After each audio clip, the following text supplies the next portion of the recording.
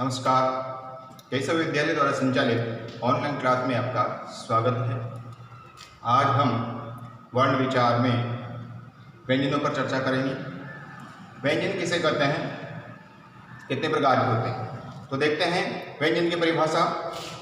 व्यंजन जिनको हम स्वरों की सहायता से बोलते हैं वो व्यंजन कहलाते हैं। यानी ऐसे वर्ण जो स्वरों की सहायता से बोले जाते हैं व्यंजन कहलाते हैं। व्यंजन अर्धमात्रिक माने जाते हैं और जो इस प्रकार से देखते हैं 3 प्रकार के होते हैं। तो इनके भेद हैं, पहला स्पर्श व्यंजन, स्पर्श व्यंजन, दूसरा है अंतस्थ व्यंजन, अंतस्थ व्यंजन, और तीसरा है इसमें ऊष्म व्यंजन, ऊष्म व्यंजन। अब स्पर्श व्यंजन क्या होते हैं? स्पर्श व्यंजन क से लेकर म तक के जितने भी व्यंजन होते हैं वो सब स्पर्श व्यंजन होते हैं। इसके लिए कहा गया है कादयोमावसानः स्पर्शः। तो अब इनको स्पर्श क्यों कहते हैं? स्पर्श करने का मतलब यह है कि जब भी हम इनका उच्चारण करते हैं तो हमारी जो जीभ है वो हमारे मुख में स्थित जो उच्चारण स्थान है अलग अलग उन उच्चारण स्थानों को स्पर्श करती है, इस कारण से इनको स्पर्श कहा जाता है। अब स्पर्श कितने होते हैं? तो इनकी संख्या 25 मानी गई। पुरुषों की संख्या है 25 मानी गई है, 25। संस्कृत में बोलते हैं पंचविंशतिः,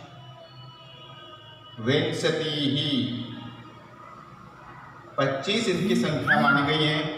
और ये कौन कौन से होते हैं देखते हैं। तो सबसे पहले देखते हैं स्पर्श। तो स्पर्श में है 25, इसमें आते हैं, इसमें वर्ग होते हैं 5, क च ट त प। तो क वर्ग में है क, ख, ग, घ और नी। फिर आया च वर्ग, च वर्ग में है च, छ, ज, झ और ञ। ये सब आधे हैं, अलग लगा दिया। इसके बाद में ट वर्ग में आते हैं ट, ठ, ड, ढ और न। ये भी सब हलंत हैं। इसके बाद में त वर्ग,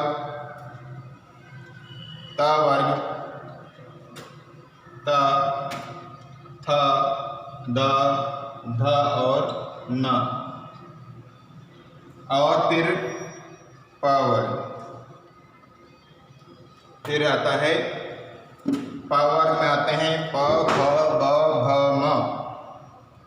प वर्ग, इसमें आते हैं प, फ, ब, भ और म। तो ये 5 वर्ण हो गए, 5 वर्ग हो गए। 1 2 3 4, 1 2 3 4 और 5। तो इनको क वर्ग में आएगा क, ख, ग, घ, ङ। च वर्ग में आएगा च, छ, ज, झ, ञ। ट वर्ग में आएगा ट, ठ, ड, ढ और न। त वर्ग में आएगा त, थ, द, ध, न, प, फ और प वर्ग में है प, फ, ब, भ, म। अब ये क्या होते हैं? स्पर्श। कादयो मावसाना स्पर्शा, कादयो मावसाना, क से लेकर के म तक के जितने भी वर्ण हैं क्या गए स्पर्श। तो ये स्पर्श है, इनकी संख्या कितनी मानी जाती है 25 मानी जाती है।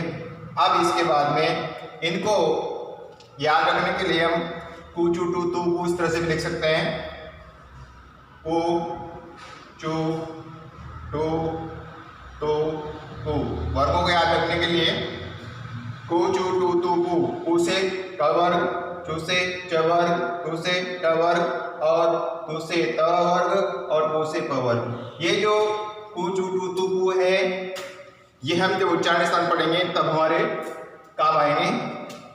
तो इनको शॉर्ट में या संक्षेप में इस प्रकार से लिखा जा सकता है याद करने की दृष्टि से। अब क वर्ग ये हो गया, क वर्ग में भी 5 हैं, सब वर्गों में 5-5 वर्ण हैं और ये 5 वर्ग और 5 से सब मिला करके 25 हो गए।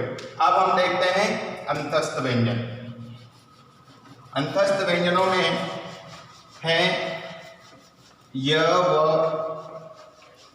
र ल। अंतस्थ व्यंजन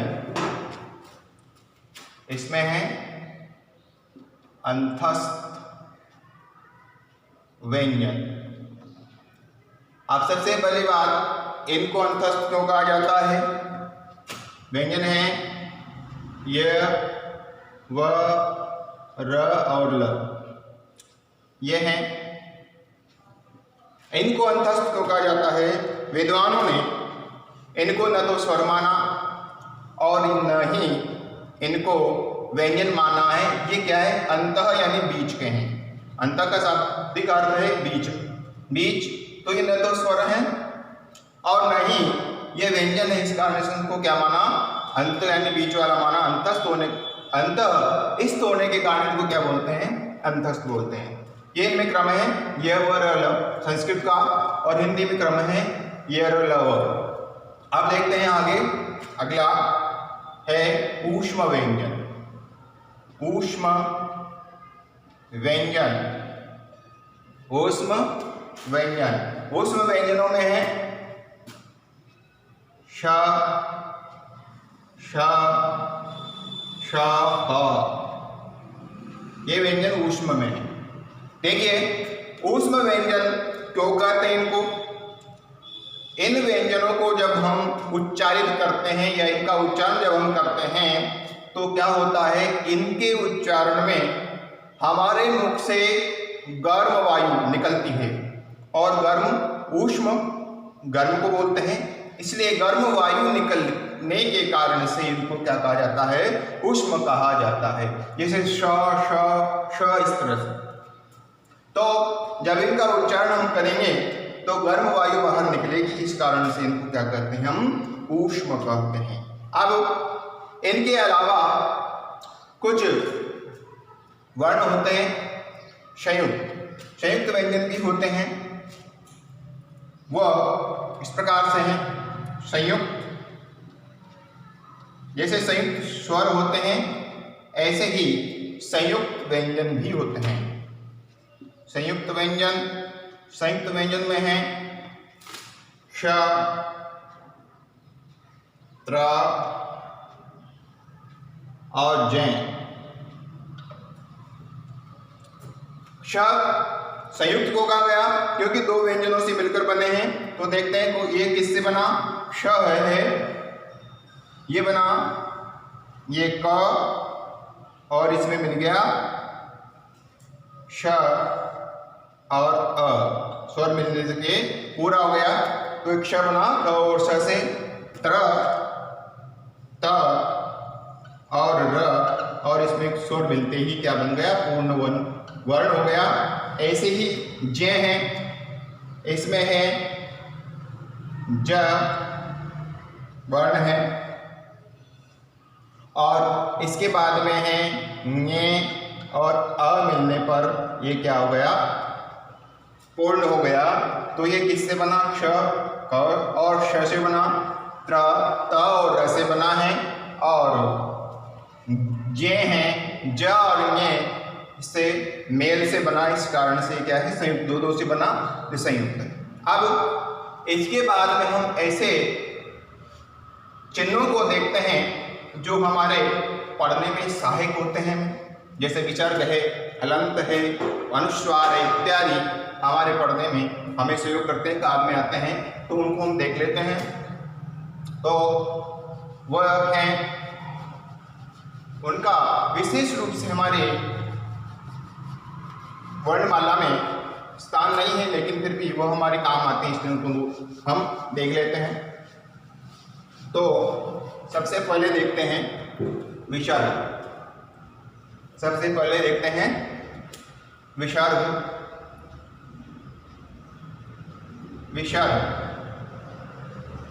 विसर्ग चिन्ह है इसका इस प्रकार से चिन्ह है इसका, विसर्ग का चिन्ह है ये। और जब भी इसका उच्चारण करेंगे हम, जब भी इसको उच्चारण करेंगे तो आधे ह की ध्वनि हम लेते हैं। अभी जब लिखेंगे अभी शब्द, तब पद लिखेंगे, जब देखेंगे अभी। तो विसर्ग है, इसके बाद में है अनुस्वार। अनुस्वार है, अनुस्वार का चिन्ह होता है ये। जब भी इसको हम लिखते हैं, इसका उच्चारण करते हैं तो आधे हम इसकी ध्वनि लेते हैं। और फिर है अनुनासिक। अनुनासिक, इसको भी नाक और मुख की सहायता से, इसको नाक और मुख की सहायता बोला जाता है। तो यह है चंद्र बिंदु, जिसको अनुनासिक बोलते हैं। और इसके बाद में है